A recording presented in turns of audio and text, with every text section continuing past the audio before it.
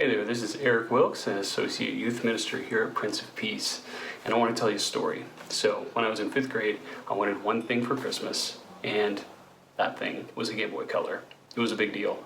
I was told, however, that money was tight that year, and we were having a garage sale to help, and my dream gift wasn't likely. And as I unwrapped my Christmas presents that year, I noticed that these gifts looked familiar because the store I had last seen them at was my garage. They were things that we already owned, rewrapped. And as a 5th grader, I hadn't learned too much about acting, so I just did my best to hide my doubt.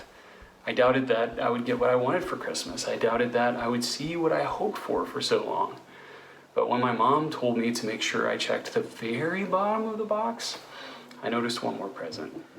And at that moment, I was so wrapped up, pun intended, in my own doubt that mentally I was prepared to just fake another smile, go to bed wondering how many lawns I'd have to mow to save up for a Game Boy Color on my own.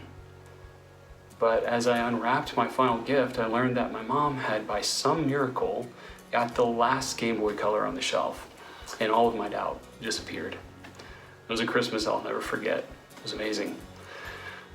This story is what came to mind when I thought of today's readings. I thought of a time when my doubt was completely wiped away. And this is what happens to Thomas. See, Thomas defiantly states, "Unless I see the mark of the nails in his hands and put my finger into the nail marks and put my hand into his side, I will not believe." He refuses. But why? Doubt doesn't just appear from nothing. Doubt comes from a fear of being hurt by hope. And that fear comes from actually being let down when we hope for something. But the unfortunate reality is that when we refuse to act out of hope for healing, it's our disposition of doubt that stands in the way of us being healed. And Thomas had to wait for his chance to see Christ. And his hurt over that time grew into doubt, hardening his heart.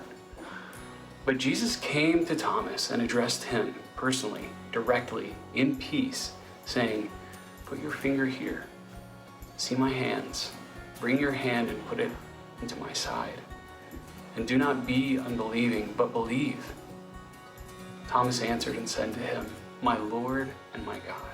This is what we hear today in the scriptures. And when the wounds of Christ met the wound of doubt in Thomas, another healing and resurrection happened within Thomas that day.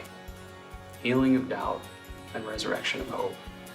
Brothers and sisters, wherever you're hurting, wherever you're doubting, I encourage you to reveal those to Christ. Let him call you by name. Let him heal you by his wounds. We recall the reality of what happens in today's gospel through the words of Isaiah 53:5. Which says, "But he was pierced for our transgressions, he was crushed for our iniquities. The punishment that brought us peace was on him, and by his wounds we are healed."